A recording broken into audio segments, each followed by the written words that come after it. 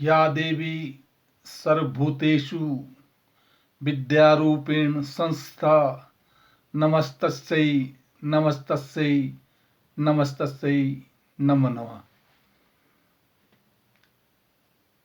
वैदिक ज्योतिष अनुसंधान संस्थान टूटू शिमला साप्ताहिक भविष्यफल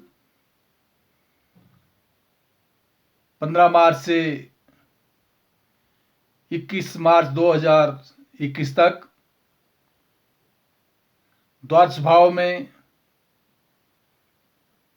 गोचरीय ग्रहों का प्रभाव किस किस राशि पर किस प्रकार से रहेगा, इस संदर्भ में आपके सामने प्रस्तुत हुआ हूं।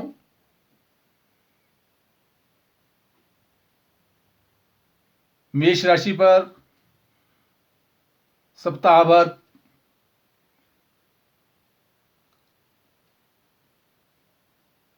चंद्रमा का संचार होगा।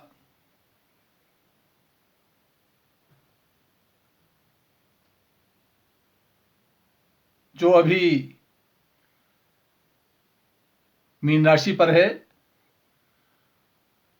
16 मार्च को चंद्रमा प्रातः 4:44 पर जो है मेष राशि पर प्रवेश करेगा और उसके उपरांत चंद्रमा 18 मार्च को सायंकाल के समय 5:22 पर जो है वृष राशि पर प्रवेश करेगा और 21 मार्च को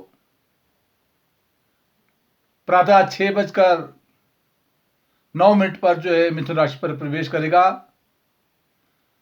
इस प्रकार से वृष राशि पर जो है मंगल का और राहु का संयोग बना रहेगा। वृश्चिक राशि पर केतु ग्रह रहेगा। मकर राशि पर गुरु और शनि का संयोग बना रहेगा और कुंभ राशि पर शुक्र और बुध का संयोग रहेगा। उपरांत 21 मार्च से 28 मार्च तक जो है होलाष्टक प्रारंभ हो जाएंगे, जिनमें शुभ कार्य करना वर्जित होगा। और वैसे शुक्र ग्रह जो है मीन राशि में प्रवेश करेगा, जो 17 मार्च को प्रातः 3 बजे प्रवेश करेगा और वहां पर चंद्रमा, सूर्य और साथ जो है शुक्र ग्रह, 3 ग्रहों का योग बन जाएगा। इस प्रकार से ग्रहों की स्थिति के अनुसार मेष राशि का जो जातक है उसके ग्रहों की स्थिति के आधार, क्योंकि शुक्र ग्रह अस्त रहेगा, पहले वो एकादश भाव में होगा और फिर द्वादश भाव में विचरण करेगा और मेष राशि का जातक, उसका स्वामी ग्रह राहु के साथ द्वितीय भाव में है। यदि द्वितीय भाव में कुटुंब का कारक भी है और धन का कारक भी है, वाणी का कारक भी है, राहु के साथ होने के कारण इन चीजों में कुछ कमी आने की संभावना बनती है। शारीरिक स्वास्थ्य का विशेष ध्यान रखना होगा, परंतु कुल मिलाकर जहां सप्तम भाव का स्वामी शुक्र ग्रह एकादश भाव में होगा, वो आर्थिक लाभ देगा, धन की प्राप्ति का योग बनाएगा। और उपरांत जब ये 17 तारीख को शुक्र ग्रह मीन राशि में प्रवेश कर जाएगा तो पारिवारिक जीवन में कुछ विघटन, उलझने और साथ व्यापारिक क्षेत्र में भी समस्याओं का सामना करना पड़ेगा। वैसे भी शुक्र ग्रह अभी अस्त ही चलेगा, जो बड़े लंबे समय तक अभी रहेगा, इसलिए दाम्पत्य जीवन में शारीरिक स्वास्थ्य का विशेष ध्यान रखना होगा। परंतु दसम भाव में गुरु और शनि का संयोग राजपक्ष से, सत्ता पक्ष से और साथ व्यापारिक पक्ष से विशेष लाभ की प्राप्ति होगी। वृष राशि का जातक और उसका स्वामी ग्रह शुक्र ग्रह अपने से दसम भाव में विराजमान है, तो इसका मतलब ये होगा कि राजपक्ष से मान सम्मान प्रतिष्ठा बनेगी। बुध ग्रह भी वहां है, इसलिए कोई साक्षात्कार, कोई राजनीतिक के क्षेत्र में और उसके साथ जो है व्यापारिक क्षेत्र में भी सफलता के योग मिलेंगे। उपरांत एकादश भाव में 3 ग्रहों का योग 21 तारीख को जब शुक्र के साथ सूर्य और चंद्रमा भी होगा तो बाह्य स्थानों की यात्रा के योग बनेंगे। भाइयों का सहयोग मिलेगा, मान सम्मान प्रतिष्ठा बनी रहेगी और आर्थिक लाभ की प्राप्ति होगी। परंतु द्वादश भाव का स्वामी राशि पर होने के कारण जो है आपने शारीरिक स्वास्थ्य का विशेष ध्यान देना होगा और दाम्पत्य जीवन में भी शारीरिक स्वास्थ्य का विशेष ध्यान देना होगा और व्यापारिक क्षेत्र में भी कई बार उलझनों का सामना करना पड़ सकता है, ऐसा आप विशेष ध्यान देना होगा। वहां मिथुन राशि का जातक और उसका स्वामी ग्रह जो बुध ग्रह है वो अपने से नवम भाव में विद्यमान है। नवम भाव भाग्य का है, इसलिए भाग्य उदय करवा रहा है। शुक्र का योग भी वहां बना हुआ है, भाग्य उदय होगा, मान सम्मान और प्रतिष्ठा बनी रहेगी और संतान पक्ष से भी और कोई साक्षात्कार के पक्ष से भी विशेष सफलता के योग मिलेंगे। और यद्यपि आजकल काल सर्प योग चला हुआ है, इसलिए मिथुन राशि वालों के जातक के लिए द्वादश भाव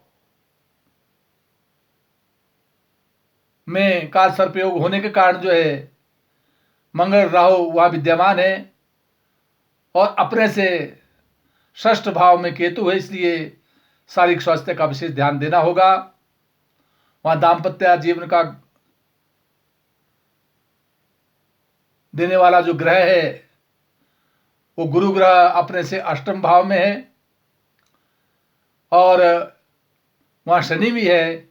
यद्यपि शनि अपने लिए जो है दीर्घ आयु का योग देगा, परंतु दाम्पत्य जीवन में या व्यापारिक क्षेत्र में कुछ समस्याओं का सामना करना पड़ सकता है। पत्नी के स्वास्थ्य का विशेष ध्यान रखना होगा। परंतु नवम भाव में जहां शुक्र और बुध विराजमान है, इसलिए धर्म और कर्म की तरफ विशेष रुचि की योग बनेंगे और भाग्य उदय की संभावना बनती है। और दशम भाव में जहां सूर्य चंद्रमा विराजमान है और उपरांत शुक्र भी वहां पर मीन राशि में आ जाएगा और मीन राशि में शुक्र उच्चस्थ माना जाता है, इसलिए राजपक्ष से विशेष लाभ की प्राप्ति होगी। व्यापारिक क्षेत्र में भी विशेष सफलता के योग मिलेंगे। चंद्रमा जब मेष राशि में चला जाएगा तो धन प्राप्ति के योग होंगे, मान और सम्मान प्रतिष्ठा बनी रहेगी। उपरांत कर्क राशि का जातक और उसका स्वामी ग्रह चंद्रमा जो एक राशि पर 2.25 दिन रहता है, अभी ये भाग्य स्थान में भाग्य उदय करवा रहा है और उपरांत चंद्रमा जब दसम भाव में आ जाएगा 17 तारीख को तो मान और सम्मान प्रतिष्ठा को देगा। राजपक्ष से कहीं भाग्य उदय होने की संभावना बनती है, प्रोन्नति के योग बनेंगे और उपरांत जो है यही चंद्रमा जब 18 तारीख को वृष राशि में प्रवेश कर जाएगा तो कई बाह्य स्थानों की यात्रा के योग बनेंगे।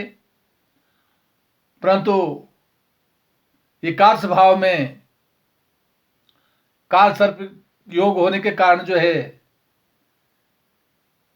वहां कहीं धन प्राप्ति के संचय करने में कुछ बाधाओं का सामना करना पड़ सकता है और अपने बड़े भाइयों के साथ मनमुटाव होने की संभावना बनती है।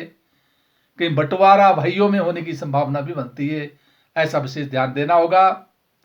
परंतु सप्तम भाव का स्वामी जो शनि ग्रह है वो स्वग्रीय होकर बैठा हुआ है और वहां गुरु भी है जो अपनी राशि को, कर्क राशि को पूर्ण उच्च दृष्टि से देख रहा है, पूर्ण दृष्टि से देख रहा है। इसलिए मान सम्मान प्रतिष्ठा बनी रहेगी और दाम्पत्य जीवन में भी सुख की प्राप्ति होगी। वहां सिंह राशि का जातक और उसका स्वामी ग्रह सूर्या जो अपने से ग्रहों के अनुसार जिस प्रकार से आप देख रहे हैं कि वो अपने से अष्टम भाव में होगा। सूर्य अष्टम भाव में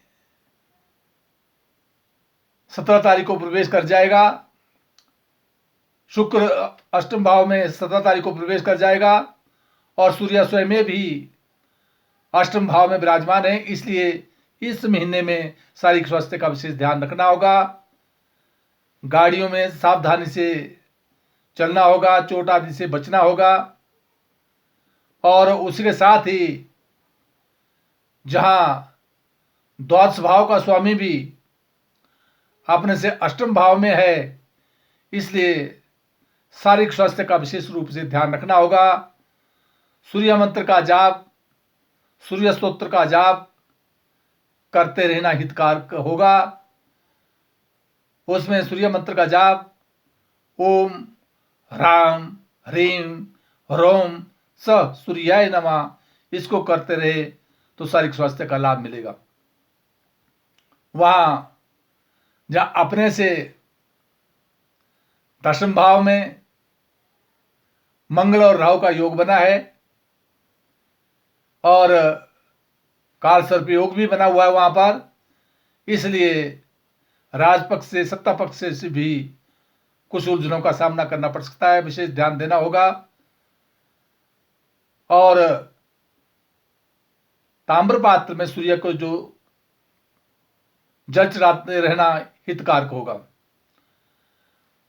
कन्या राशि का जातक और उसका स्वामी ग्रह बुध ग्रह अपने से षष्ठ भाव में है।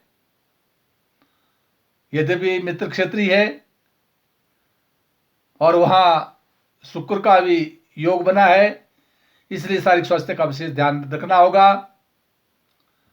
और सप्तम भाव में जो है चंद्रमा और सूर्य का योग बना है और उपरांत 17 तारीख के बाद जो है शुक्र भी सप्तम भाव में आ जाएगा। इसलिए पारिवारिक सुख की प्राप्ति, दाम्पत्य जीवन में जो है विशेष लाभ की प्राप्ति के योग बन रहे हैं और साथ जो है कहीं व्यापारिक क्षेत्र में भी सफलता के योग बनेंगे। उपरांत चंद्रमा जब मेष राशि में प्रवेश कर जाएगा 16 तारीख के बाद, तो विशेष रूप से शारीरिक स्वास्थ्य का विशेष ध्यान रखना होगा, क्योंकि चंद्रमा अष्टम भाव में होगा और 18 तारीख के उपरांत फिर भाग्य उदय होने की संभावना बनती है। मान और सम्मान प्रतिष्ठा बनी रहेगी।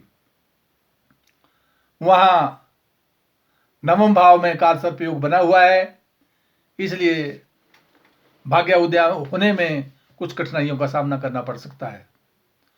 वहां तुला राशि का जातक और उसका स्वामी ग्रह शुक्र ग्रह जो अभी अपने से पंचम भाव में विराजमान है,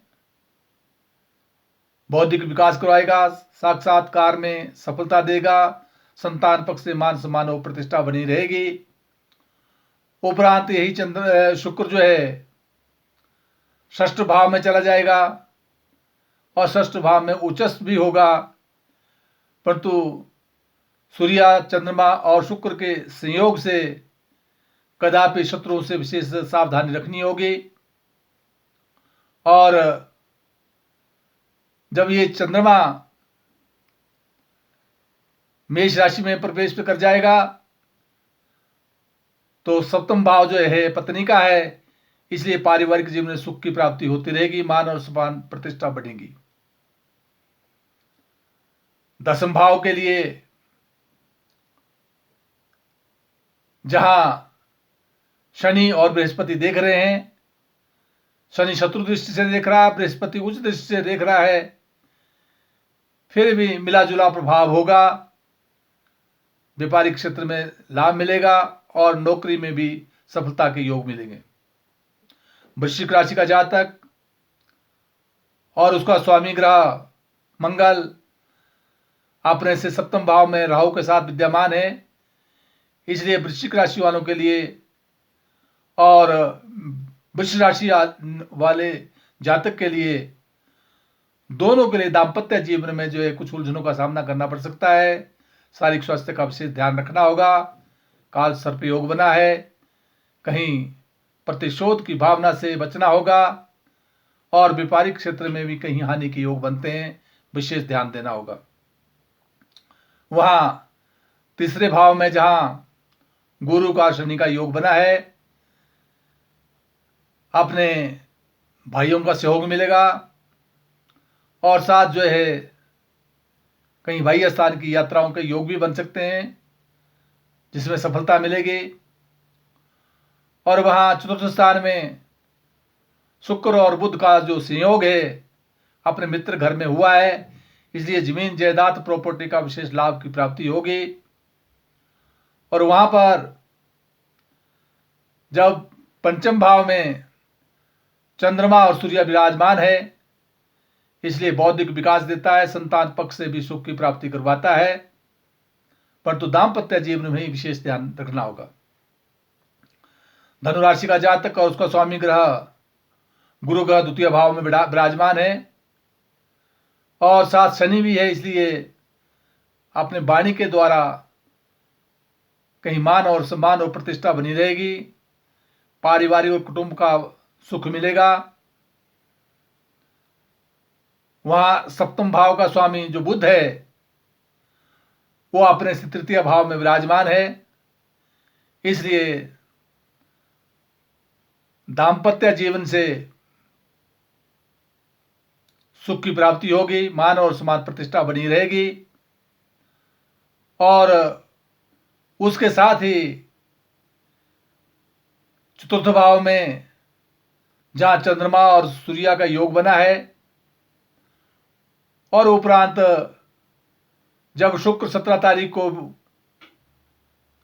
मीन राशि में ही प्रवेश कर जाएगा तो जमीन जायदाद प्रॉपर्टी का विशेष लाभ होने की संभावना बनती है और मान और सम्मान प्रतिष्ठा बनी रहेगी। मकर राशि का जातक और उसका स्वामी ग्रह शनि अपने घर में विराजमान है, शारीरिक स्वास्थ्य का विशेष लाभ मिलेगा। वहां गुरु भी है तो धर्म कर्म की तरफ रुचि बनने की संभावना बनती है। 2य भाव में शुक्र और बुध का योग बना हुआ है जो पारिवारिक सुख की प्राप्ति करवाता है, कुटुंब में मान और सम्मान प्रतिष्ठा को बढ़ाता है, धन प्राप्ति के योग बनते हैं। वहां मकर राशि के जातक के लिए 3रे भाव में सूर्य विराजमान रहेगा, चंद्रमा भी होगा और 17 तारीख के उपरांत जो है शुक्र भी वहां आ जाएगा, इसलिए कहीं यात्राओं के योग बन सकते हैं। शनि 7वें भाव को दाम्पत्य जीवन को देख रहा है, कुछ उलझने प्राप्त करवा रहा है, परंतु गुरु भी देख रहा है, इसलिए जातक के लिए पारिवारिक जीवन में सुख की प्राप्ति होगी। कुंभ राशि का जातक और उसका स्वामी ग्रह जो शनि है अपने से द्वादश भाव में विराजमान है। शारीरिक स्वास्थ्य का विशेष ध्यान रखें। यद्यपि मकर और कुंभ राशि का स्वामी शनि ही है, वो स्वाग्रही होकर के द्वादश भाव में बैठा है, परंतु फिर भी कुछ शरीर पर व्यय करवाने की संभावना बनती है, विशेष ध्यान देना होगा। और जहां 7वें भाव को शुक्र और बुध पूर्ण दृष्टि से देख रहे हैं, इसलिए शुक्र शत्रु दृष्टि से देख रहा है, इसलिए पारिवारिक जीवन में कुछ उलझनों का सामना करना पड़ सकता है। और साथ जो है व्यापारिक क्षेत्र में भी कुछ उलझनों का सामना करना पड़ सकता है, विशेष ध्यान देना होगा। ऐसे जातक के लिए शनि मंत्र का जाप ओम प्राम प्रीम प्रोम स शनि नमा करते रहें तो हितकारक होगा। वहां द्वितीय भाव में चंद्रमा और सूर्य विराजमान है, इसलिए जो सूर्य है वो सप्तम भाव का स्वामी होता हुआ द्वितीय भाव में विराजमान है, इसलिए पत्नी की ओर से अर्थ प्राप्ति के योग बन रहे हैं, धन का आगमन होगा, मान और सम्मान प्रतिष्ठा बनी रहेगी, और व्यापार के क्षेत्र में कहीं रुका हुआ धन है उसके भी आने की संभावना बनती है।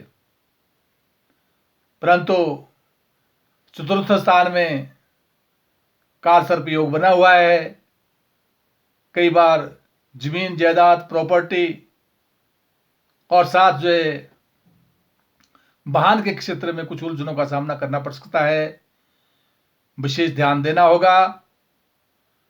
वहां से ये ग्रह अपने से जो दशम भाव है उसको भी देख रहे हैं, तो कहीं नौकरी के क्षेत्र में और व्यापारिक क्षेत्र में भी